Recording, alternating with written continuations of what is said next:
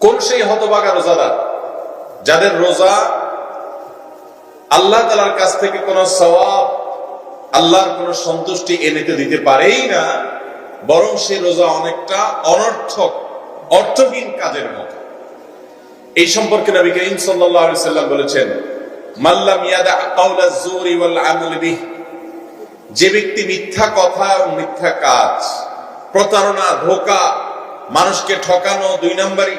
এই সমস্ত কাজ যে ব্যক্তি পরিহার করলো না রোজা রেখে, একদিকে সে রোজা রাখছে, অপরদিকে সে অন্যান্য গুনাহ করছে, এরকম যদি কেউ করে,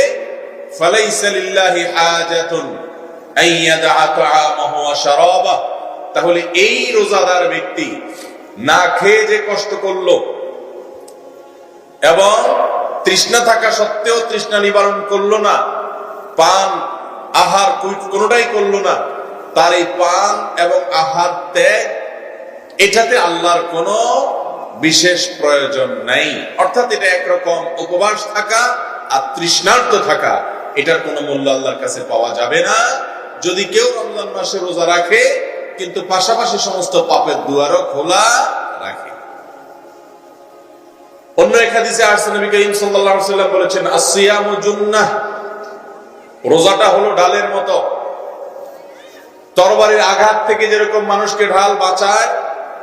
ঢাল দিয়ে মানুষ যেরকম আত্মরক্ষা করে, এমনি ভাবে রমজান মাসের রোজা রাখার মাধ্যমে, সিয়াম পালন করার মাধ্যমে জাহান্নামের আযাব থেকে মানুষ নিজেকে বাঁচাতে পারে। কিন্তু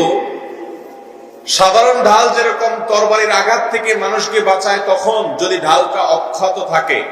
যদি ঢালটা অক্ষত না থাকে, ভাঙা ঢাল হয়, তাহলে ভাঙার ভেতর দিয়ে তরবারির আঘাত লেগে যেতে পারে,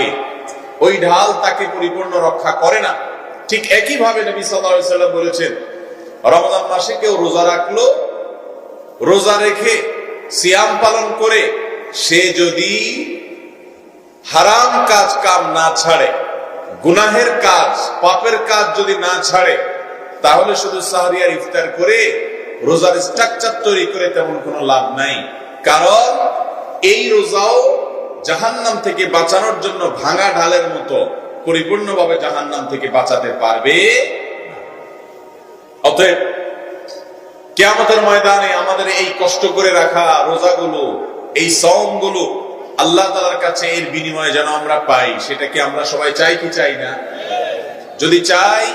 তাহলে রমজান মাসের সিয়ামকে অর্থবহ করার জন্য, সার্থক করার জন্য